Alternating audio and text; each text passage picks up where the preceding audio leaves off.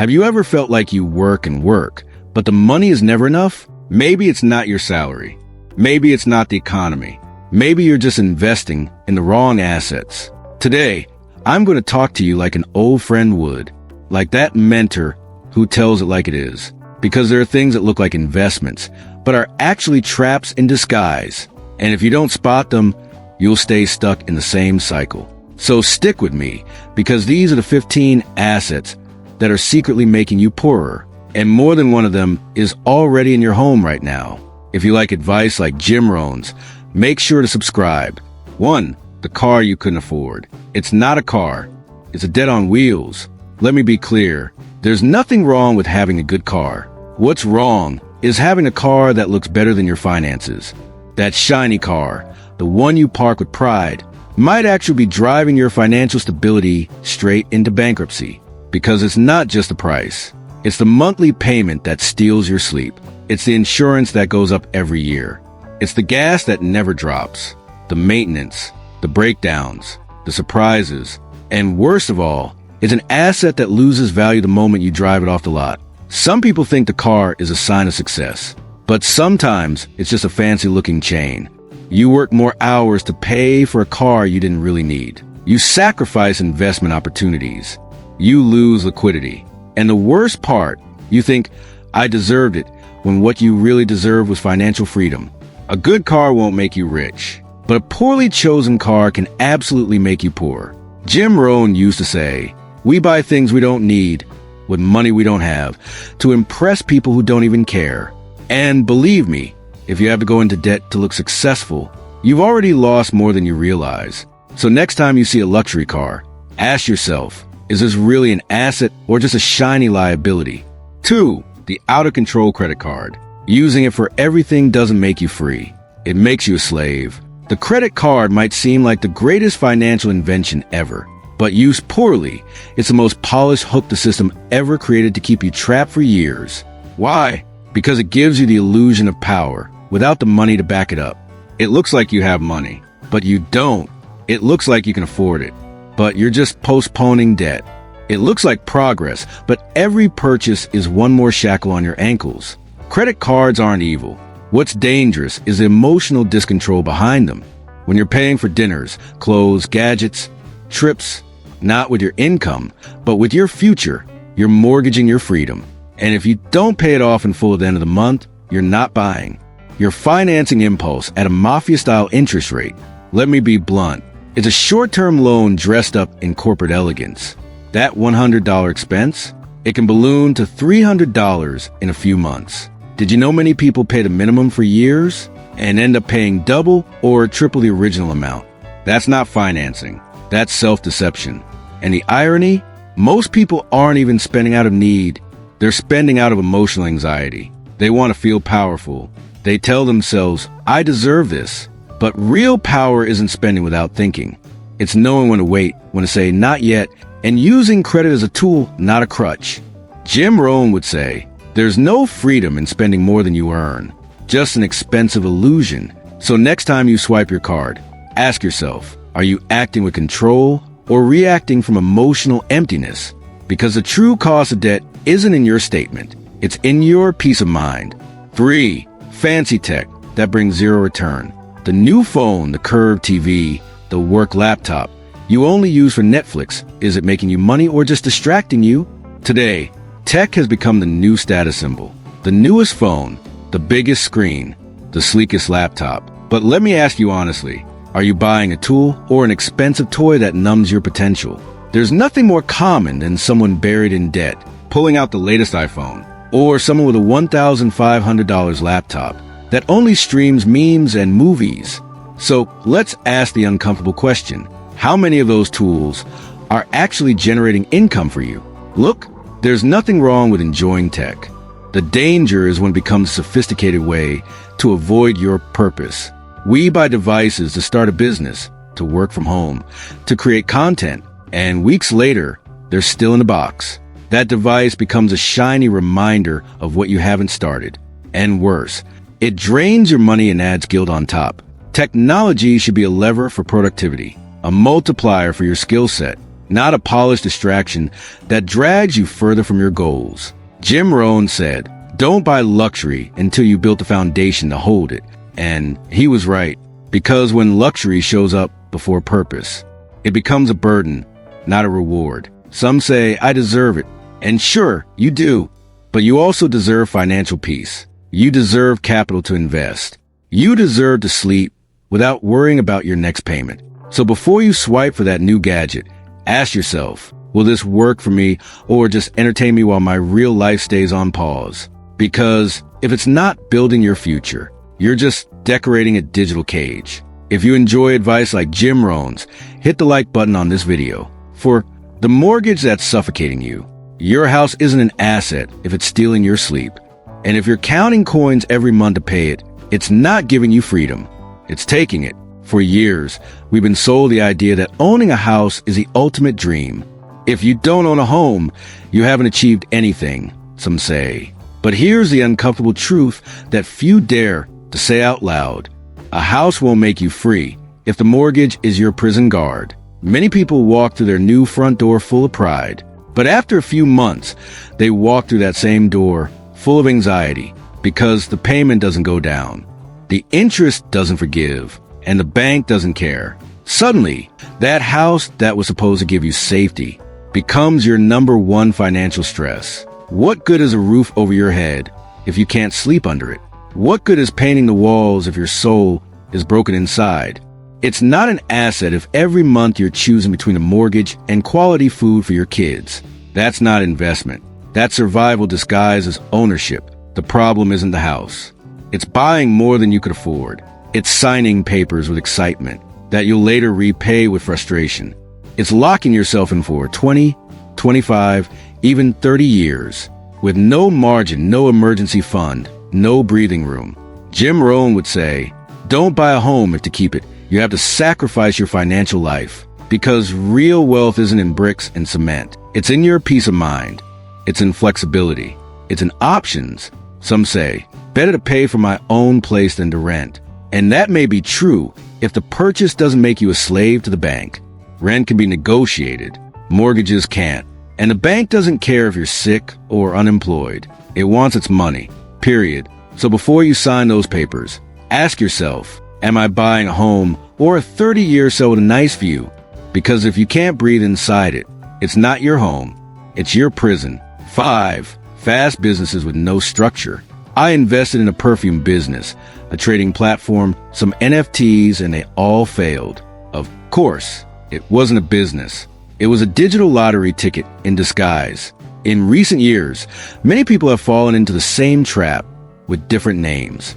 The next big opportunity, the business of the future, passive income from home. Behind each promise, there was something that looked like a business, but had no structure, no foundation, and no sustainability. What they had was a hunger for fast money, wrapped in motivational speeches, and buzzwords in English. Trade from your phone, start dropshipping with no inventory, get rich selling courses you never created, be your own boss working 2 hours a day. And of course, everyone wanted in. But no one wanted to do what a real entrepreneur does. Plan, research, stick with it, learn from failure, reinvent, persevere. They wanted to skip steps. They wanted to harvest without sowing. But that's not how the real world works. Jim Rohn used to say, fast money disappears just as fast as it came unless you have the wisdom to sustain it. Many believe that having a logo and an Instagram account equals having a business. But there's no business without loyal customers, no growth without cash flow, and no progress without discipline. What you did wasn't entrepreneurship. You bought a digital lottery ticket and hoped it would magically work without building the foundation. And when it failed, you said, the business didn't work, but maybe it could have worked. You just didn't have the knowledge, the consistency, the time, or the right team, because you never treated it like a system, like a real process. A real business doesn't bear fruit in a month, not even in 3, sometimes not even in a year. But while you were chasing quick results, all you got was long-term frustration. They promised you freedom, but they didn't tell you it comes with hard work. They talk about passive income, but forgot to mention that it requires an active and consistent effort first. And so, jumping from one shiny idea to the next, you ended up poorer, more frustrated, and more skeptical than before. So the next time you see an opportunity that promises everything, but has no base, no structure, ask yourself, is this a real business or just my financial anxiety looking for an escape? Because businesses without structure are not investments. They're expensive illusions. 6. Clothes you deserve but don't need. Luxury without control isn't self-worth. It's anxiety wrapped in a brand label. We've all heard it at some point. I deserve it after a hard week, a draining job, a heartbreak, or a personal failure. I'm going to buy myself something nice, something expensive. I earned it. And there's nothing wrong with enjoying what you buy. But the danger starts when shopping becomes emotional anesthesia. Some people aren't buying clothes. They're buying approval, trying to feel worthy, attractive, admired through a brand, a label, a logo on their chest. And the more it costs, the more they feel they matter. But let me be clear. Your value is not in the clothes you wear. It's in the person you are when no one is watching. Jim Rohn said, "It's better to dress with dignity and simplicity than with debt and desperation." True luxury isn't about showing off. It's about knowing you could buy something, but you choose not to because your priorities are clear. Many buy expensive clothes to go to jobs they hate, to be around people they don't respect, and then come home maxed out on their credit cards with an empty sense of self. That's not style. That's suffering in disguise. A $300 shirt won't give you more character. A $500 pair of sneakers won't make you more valuable. If you need clothes to feel like someone, then you're not dressing your body. You're trying to cover your soul. And it's not that you shouldn't treat yourself, but make sure those treats aren't just escapes. Because if every time you're sad, tired, frustrated, or insecure, you end up at the mall, you're not shopping, you're paying to avoid feeling. True luxury is the ability to choose what to buy and what not to wear what you love without letting it define you, because you are already valuable, no label required. So the next time you're about to buy that thing you deserve, ask yourself honestly, do I need this, or am I trying to cover a void with fancy fabric? And remember, clothing covers your body, but when it becomes obsession, it reveals your internal emptiness. 7. Expensive courses you never apply. Buying knowledge without action is intellectual entertainment, and that doesn't pay the bills. We live in the age of knowledge. Online courses, mentorships, webinars, diplomas, personal growth programs. And that's great. Learning is essential. The problem is that many have turned learning into an elegant way of avoiding action. People who've paid for 5 finance courses, but still don't have a basic budget, who've taken 3 productivity workshops and still procrastinate, who got a master's in entrepreneurship and never started a business. They learn, they consume, they soak up information, but they don't act. And do you know what happens when you know a lot and do very little? Frustration begins to set in. Unused knowledge begins to rot inside. Because the more you learn, the more aware you are what you could be doing, but aren't. Jim Rohn once said, "Formal education will make you a living. Self-education, well applied, will make you a fortune." But take note, well applied. Knowledge you don't use is not an investment. It's entertainment disguised as growth. And that's even more dangerous because it makes you feel like you're moving forward when in reality, you're just spinning in circles. Many buy courses like they're Lucky Charms. When I finish this course, then I'll launch my business. After this mentorship, I'll finally organize my finances. I just need one more sales workshop. But that's not what's missing. What's missing is courage. What's missing is habit. What's missing is action. Learning means nothing if it doesn't become action, practice, and results. Because at the end of the day, people don't pay you for what you know. They pay you for what you do with what you know. So before you buy another course, pause. Take inventory. How many courses do you have saved, unwatched, unfinished, and used? Are you buying tools that you actually use? Or just collecting certificates to feel productive? Learn, yes, but learn with intention, with a goal, with purpose, and most importantly, with an action plan. Because knowledge is like a muscle. If you don't use it, it weakens. If you train it, it transforms you. The true student isn't the one who knows the most. It's the one who applies the most. And that's what really pays the bills. If you love Jim Rohn style advice, share this with a friend who needs to hear it. 8.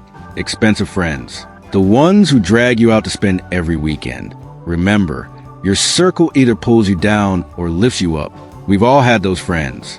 The ones who always have a plan, a dinner, a getaway, a party, a celebration. And even if you don't want to, you end up going along. I don't want to look bad. Just once a month can't hurt. But here's the truth. It's not once a month. It's every week. And it's not just financial. It's the emotional cost, the energy drain, the detour from your goals. Because while you're trying to pay off debt, they're ordering another round. While you're trying to save, they're booking the most expensive place. While you want to focus on growth, they call you selfish for not wanting to enjoy life. And here's something you need to understand. Not all friends are meant to walk your entire path. Some are there for a season. Some push you to rise. And others just want you to stay exactly as you are. Because your growth makes them uncomfortable. They'd rather see you comfortable, but stuck than uncomfortable and rising. Jim Rohn said it best. You are the average of the 5 people you spend the most time with. And that's not just emotional. It's financial, mental, energetic. If your 5 closest people are deep in debt, spend recklessly, and never talk about growth, investment, or purpose, how do you expect to be any different? It's not arrogance to step away. It's responsibility. Some friends aren't expensive because of what they spend.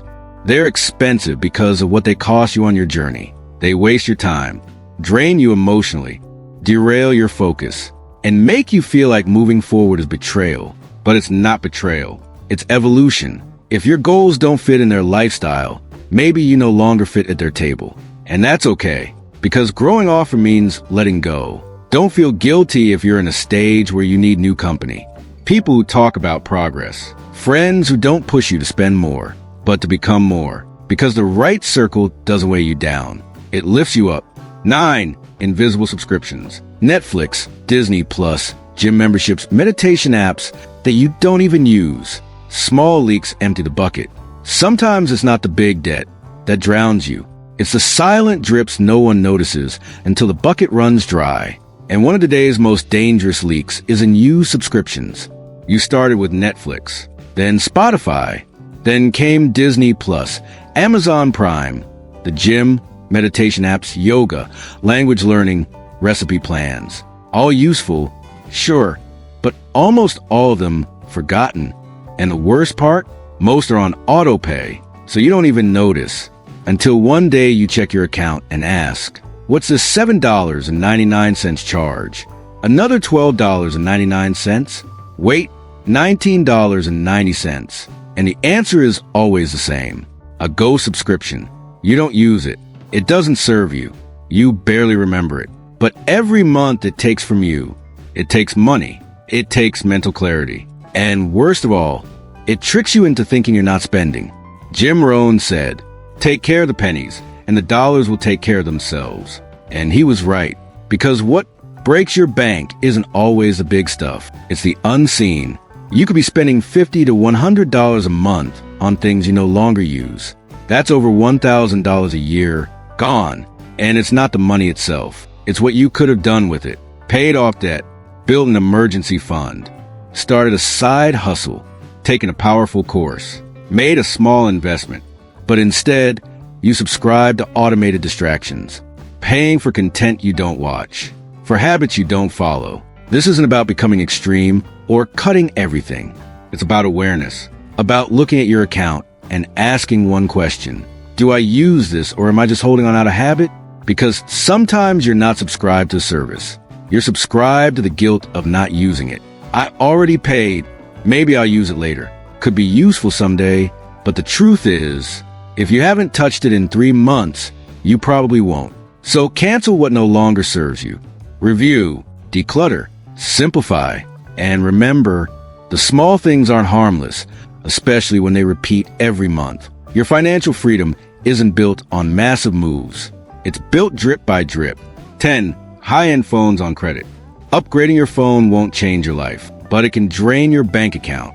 Nowadays, buying a new phone has become an annual ritual. A new model is released, and suddenly it feels like everyone needs it, even if their current one works perfectly. Even if the only real difference is an extra camera. Even if the only thing that's actually changing is how many installments you'll be stuck with. And the most dangerous part? We convince ourselves it's a necessity. I can't fall behind. It's for better work performance. It's a productivity tool. But in most cases, it's not productivity. It's anxiety disguised as progress. Jim Rohn would say, don't confuse movement with progress. And that applies perfectly here. Upgrading your device doesn't mean you're moving forward, especially if you're doing it on credit, without a plan just to look up to date. Let's face reality. You buy a $1,000 phone on 12 monthly payments, and before you're even done paying, the next model is out. So you do it again, and again. It never ends.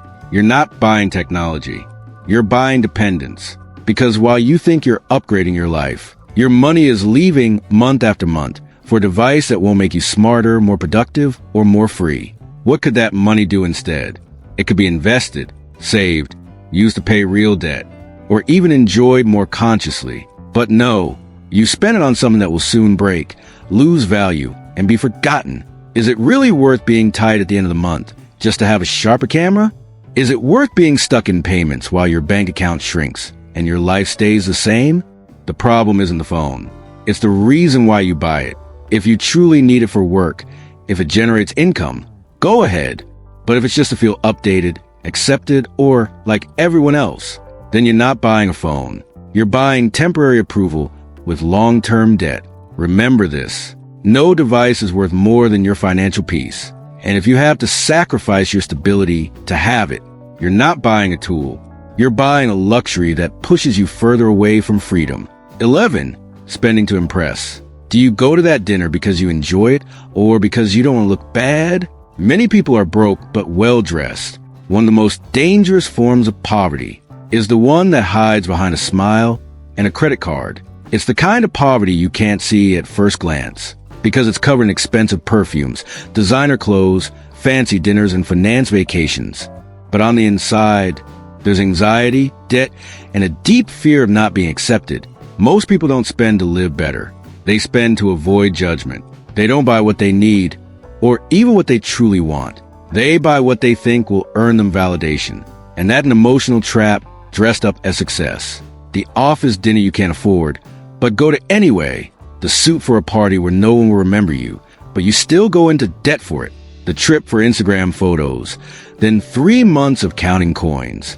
So, who are you living for? For you or to impress others? Jim Rohn said it clearly. If what you do doesn't bring you closer to your goals, it's pulling you further away. And every appearance-driven expense pulls you further from freedom, from peace, from your real growth. The hardest part? Many people don't even enjoy what they buy.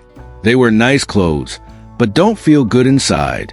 They eat at fancy restaurants, but with their stomach clenched from the bill. They travel to exotic places, but with a soul full of financial anxiety. That's not living. That's surviving in high definition. The problem isn't spending. It's spending to be seen. When your self-worth depends on what you wear, where you eat, or who you're seen with, you're not buying products. You're renting an identity.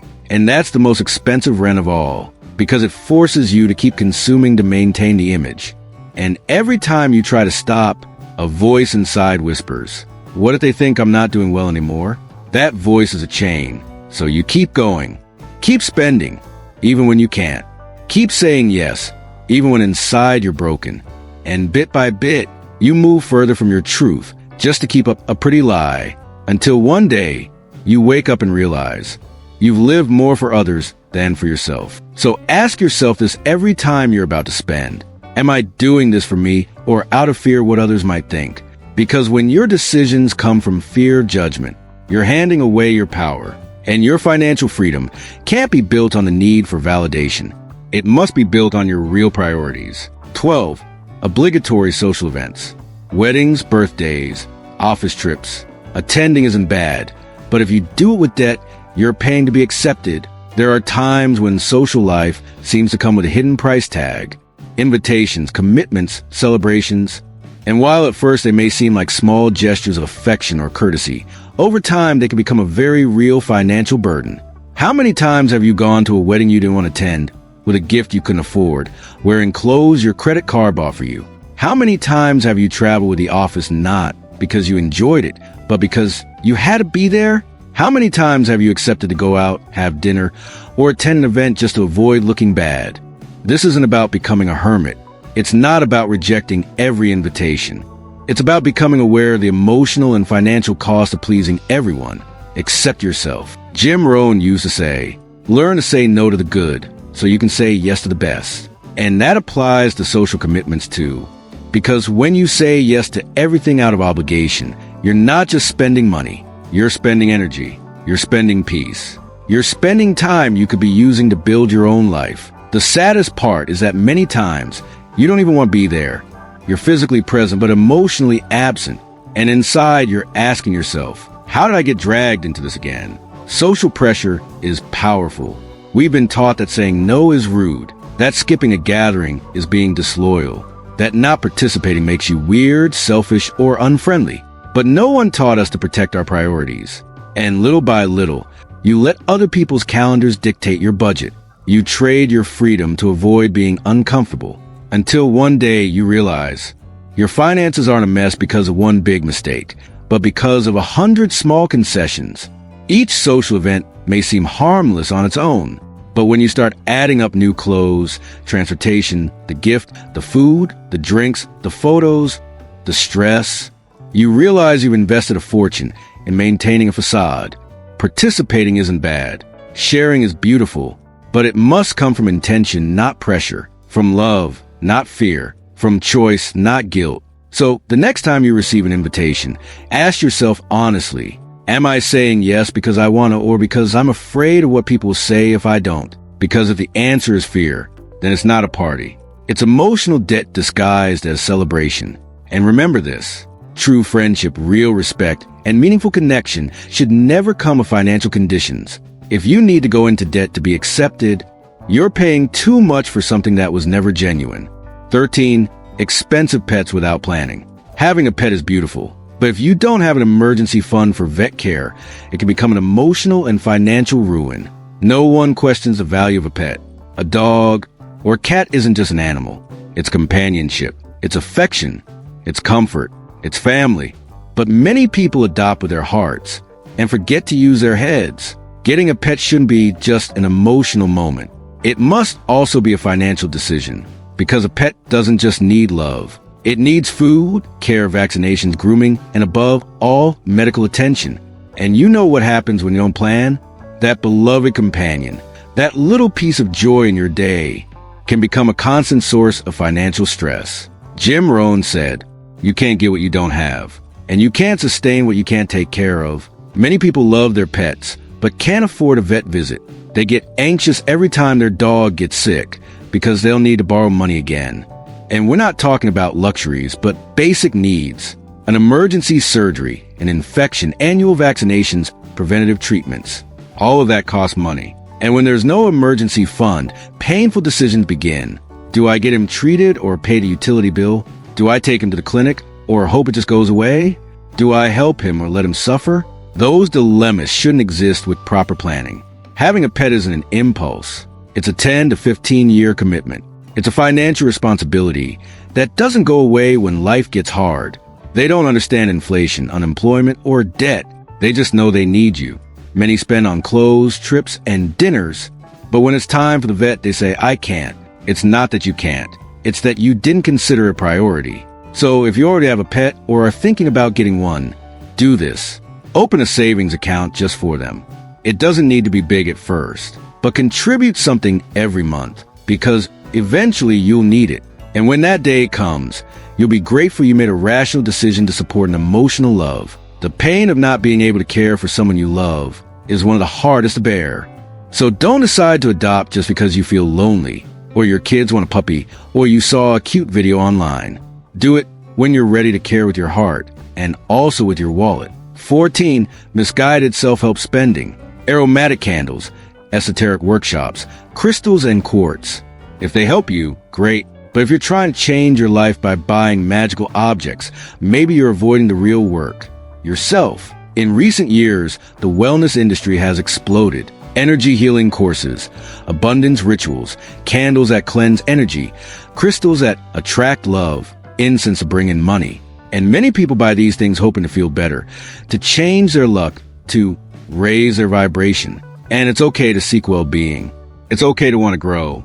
It's okay to have a relaxing candle or a peaceful corner. The danger comes when you start to believe your life will change just because you put a quartz in your wallet. Because then, without realizing it, you transfer responsibility for your life to external objects. And that is the real problem. Because while you're aligning your chakras with incense, your finances are still in chaos. While you meditate to quantum music, you still avoid making decisions. While you visualize abundance with your eyes closed, your bank account stays the same. Jim Rohn said it elegantly and firmly.